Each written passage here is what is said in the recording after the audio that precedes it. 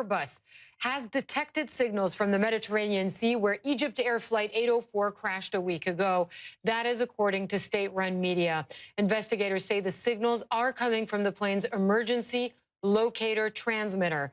The Airbus A320 was flying from Paris to Cairo with 66 people on board when it disappeared from radar. Let's get straight to Cairo. International diplomatic editor Nick Robertson is coming to us live from the Egyptian capital with more on what we know. All right, talk to us about this.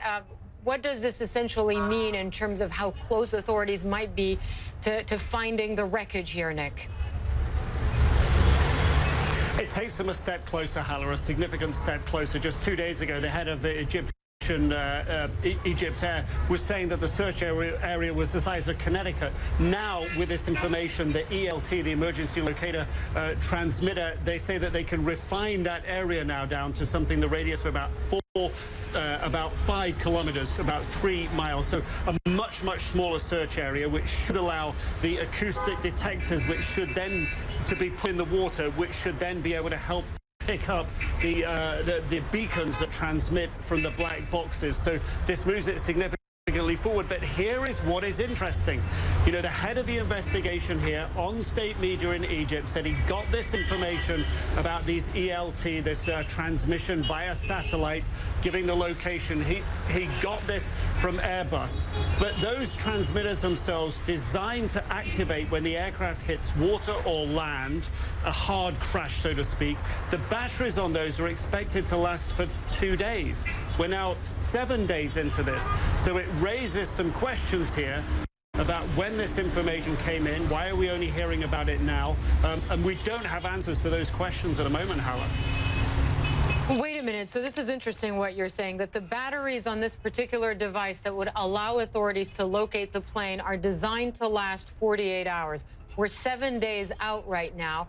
So the question is, were they given this information 5 days ago and only communicating it now? Or, I mean, what are we to make of this? I think this is a question really where you need to be able to get into the technical specifics of how these systems work. But one way that these transmitters work is when the plane impacts, that sets the transmitter off. It will send out a radio frequency signal to anything that can pick it up in the area. Nothing that was in that area. It also sends a signal to the satellite. Now, Airbus have said that they got this signal from the satellite. The satellite then downlinks that to an Earth site capable of receiving the signal.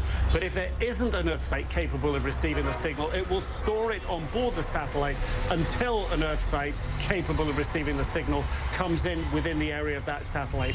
Again, these are very technical details. We've talked to Airbus. Airbus tell us that they can only talk to the investigators, but it isn't clear at the moment. Had Airbus given this to the Egyptian investigators several days ago, and we're only learning about it now?